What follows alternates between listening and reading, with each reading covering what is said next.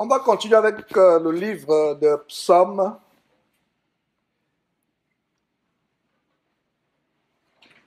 Psaume 120.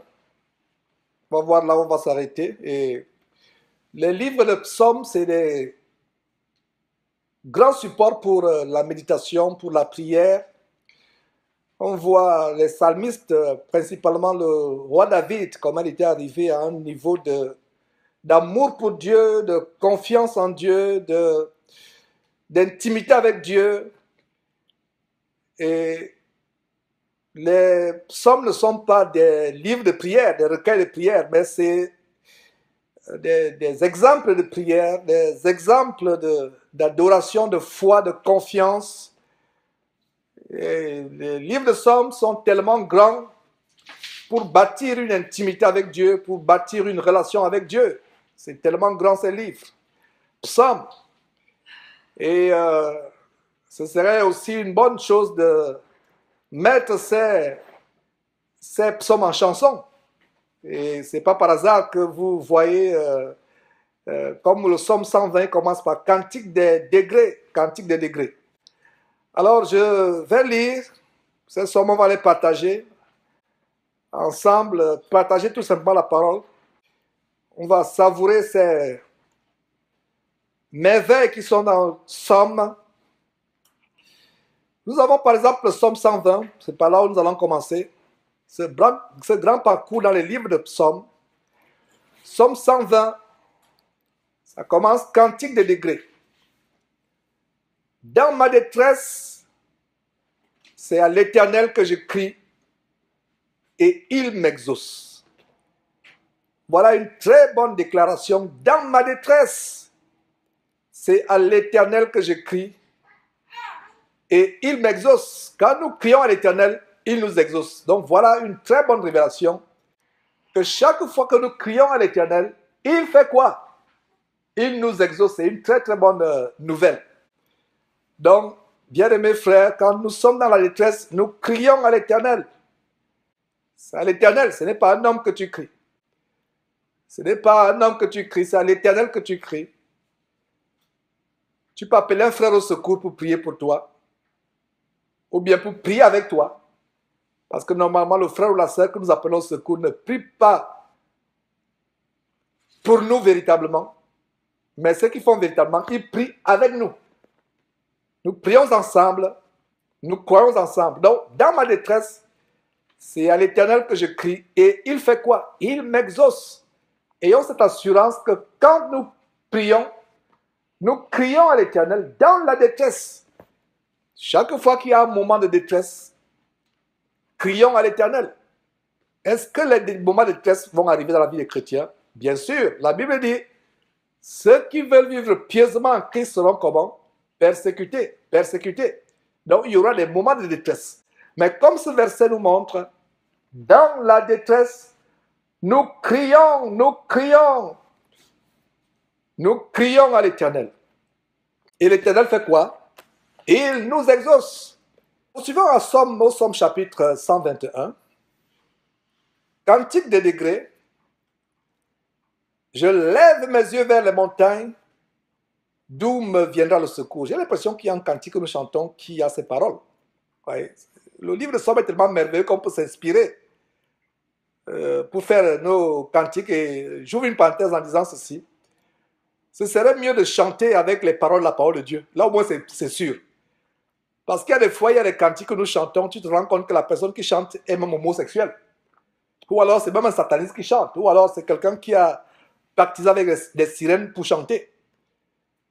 Donc je conseillerais aux frères, surtout on parlait de musique tout à l'heure, Vanessa, la musique est dangereuse, très dangereuse, parce que dans le mot musique, nous avons muse. J'ai parlé en anglais, mais en français c'est la muse. Et la muse c'est quoi? C'est une déesse. La musique est dangereuse. J'ouvre une parenthèse.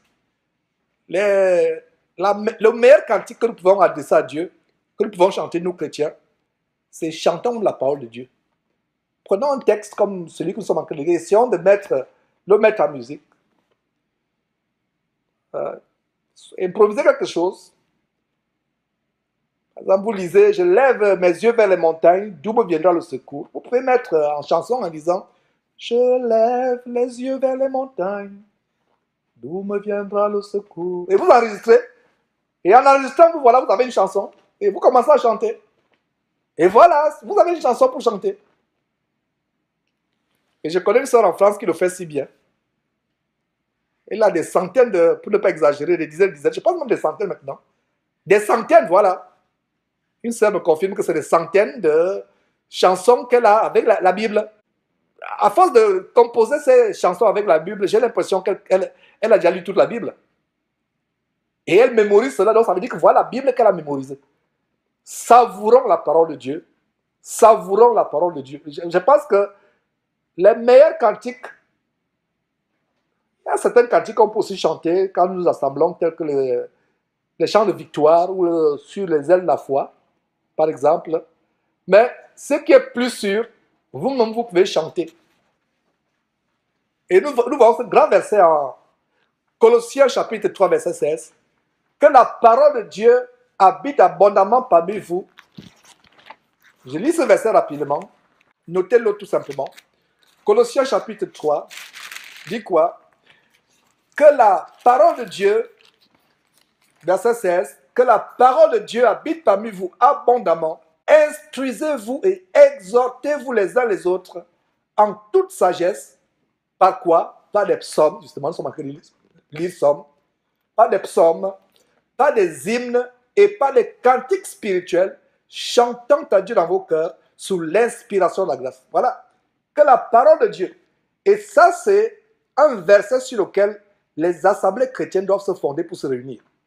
Ce n'est pas qu'il y a des spécialistes du chant qui viennent là se dandiner avec des voix mielleuses comme si elles imitaient Beyoncé ou Rihanna. Non. On dit, entretenez-vous, excusez-vous et entretenez-vous les uns les autres. Il n'est pas dit les spécialistes. Il y a des églises aux États-Unis où pour chanter, il faut avoir un master en musical sciences. Il y a des career fairs pour les chanteurs de gospel dans les églises. Il y a des career fairs, c'est-à-dire les salons de l'emploi. Ça peut vous faire sourire, il y a des salons de l'emploi même pour les pasteurs. Allez sur Internet, même dans les pages, les journaux, les pages jaunes, il y a les salons de l'emploi. Grand salon de l'emploi, career fair pour les pasteurs. Il y a les career fair pour les chanteuses. Et les chanteurs dans les chanteurs dans les églises. C'est un grand salon, un grand hangar, une grande salle d'hôtel où les gens viennent, chacun pose sa voix. Il y a un pianiste qui est là, il fait do, il te dit accompagne avec une parole. Il fait ré, mi, toi aussi tu commences à chanter. Et voilà comment tu passes l'interview. Non, ce n'est pas ça. Et même dans les églises, les gens composent des chansons inspirées avec les musiques mondaines. Il y a d'autres même qui disent, nous aurons notre réunion dimanche, alors mercredi ou jeudi soir, répétons, faisons une liste de 10 chansons, de 20 chansons qu'on va chanter dimanche. Et là, qu'est-ce qui se passe? C'est dangereux parce que qu'est-ce qui se passe? Nous avons remplacé le Saint-Esprit. Parce que quand nous chantons dans l'église, comme nous sommes en train de le faire, réunis comme nous sommes en train de le faire, nous chantons inspirés par le Saint-Esprit. Les uns ou les autres. Et nous avons aussi 1 Corinthiens, noté en passant, 1 Corinthiens chapitre 14, verset 26. Que faire donc quand vous vous assemblez? Les uns ou les autres ont-ils un cantique, une instruction, etc., etc. Donc voilà comment nous chantons. Il n'y a pas de spécialistes de chant dans le corps de Christ. Il n'y a pas de spécialistes qui ont des voix tellement exercées. Et il y a un frère bien-aimé qui a dit à une sœur, sœur, qui te dit que tu as une belle voix? Est-ce les hommes qui t'ont dit que tu as une belle voix ou bien Dieu t'a dit que tu as une belle voix? Parce que ceux qui sonnent beaux et bons aux oreilles des hommes ne sonnent pas forcément beaux et bons aux oreilles de Dieu. Je connais 2 serviteurs, Paul et Silas, ils ont été enfermés. Ils ont été mis en prison. Ils ont élevé la voix à Dieu. Ils ont chanté des cantiques toute la nuit. Leur voix rocailleuse a fait ébranler la prison. Parce que ce n'est pas les consonances, les accords musicaux. J'imagine Paul et Silas en train de dégamer, chantant avec la passion. Toute la prison les entendait chanter. Mais leur louange est montée à Dieu. Et ça a été assez puissant pour ébranler, faire trembler les fondations de la prison, et briser les chaînes pour les libérer. Voilà le pouvoir de la louange.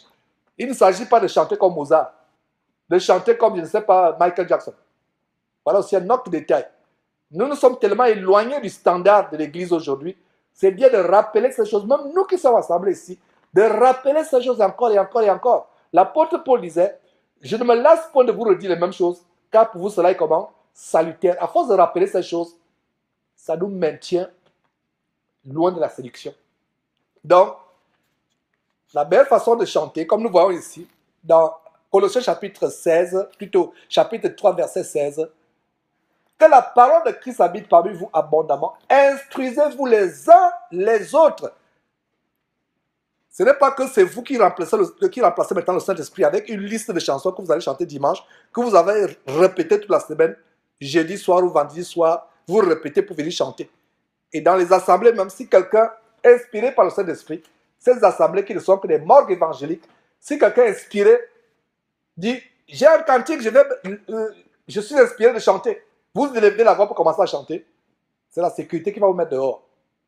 Mais la vraie église, et les églises comme dans la maison où nous sommes, quelqu'un, une sœur est inspirée, elle élève sa voix et chante. Un frère est inspiré, qu'il élève la voix et il chante, mais que tout se passe avec bienséance, avec ordre, car Dieu n'est pas un Dieu de désordre, mais un Dieu de paix. Et la paix de Dieu doit régner dans toutes les assemblées chrétiennes, là où les frères se réunissent. Donc, instruisez-vous et exhortez-vous les uns les autres. Les uns les autres, ce n'est pas des spécialistes de chant qui ont fait des écoles musicales, qui ont des dons. Non, les uns les autres, en toute sagesse, par des psaumes, par des hymnes, par des cantiques spirituels. Regardez, pas des psaumes, justement, nous sommes en train d'étudier quelques chapitres de psaumes ce matin. Pas des psaumes, pas des hymnes, pas des cantiques spirituels, chantant à Dieu dans vos cœurs, sous l'inspiration des répétitions qu'on fait mercredi soir, sous l'inspiration de la grâce. Quel est le cachet biblique de la grâce? C'est le Saint-Esprit. Quand la Bible parle de l'inspiration de la grâce, l'une des manifestations de la grâce, c'est le Saint-Esprit dans la Bible. Donc c'est le Saint-Esprit qui nous inspire. Ce n'est pas une liste qui nous inspire. D'autres même chanter inspirés par le monde. Il n'est pas dit entretenez-vous par les cantiques spirituels, chantant à Dieu sous l'inspiration de Michael Jackson. C'est ça? Sous l'inspiration de Rihanna, c'est ça? Sous l'inspiration de Beyoncé, c'est ça? Ça peut vous faire sourire, mais il y a des églises où des jeunes filles ou des jeunes garçons, vous les voyez chanter. C'est les rythmes de Beyoncé qui chantent, mais ils ont tout simplement mis Jésus. Ils ont transformé les paroles, mais c'est le même rythme. Vous voyez? C'est l'inspiration du Saint-Esprit que nous chantons, mes frères et sœurs. Donc, Psaume 121, cantique de degrés. Je lève mes yeux vers les montagnes. D'où me viendra le secours? La question se pose. Le secours me vient de l'Éternel. Mes frères et sœurs, le secours vient de l'Éternel. C'est la même chose qu'on a vu en Psaume 120, verset 1. Dans ma détresse, c'est à l'Éternel que j'écris et il m'exauce. C'est une confirmation de ce verset à ce niveau. Verset 1, Psaume 121. Je lève mes yeux vers les montagnes. D'où me viendra le secours? Le verset 2 dit, le secours me vient de qui? Des hommes? C'est ce que vous lisez? Non, de l'Éternel qui a fait les cieux et la terre. Ne manquez pas de vous abonner à notre chaîne YouTube Jésus-Christ TV, en cliquant sur le bouton s'abonner, juste au bas de la fenêtre de cette vidéo. Ainsi, vous recevrez automatiquement nos nouvelles vidéos, et vous ne raterez aucune. Vous connaîtrez la vérité et la vérité vous affranchira. Jean 8, 32.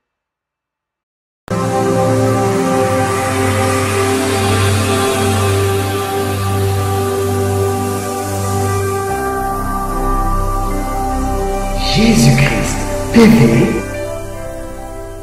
vous connaîtrez la vérité et la vérité vous affranchira.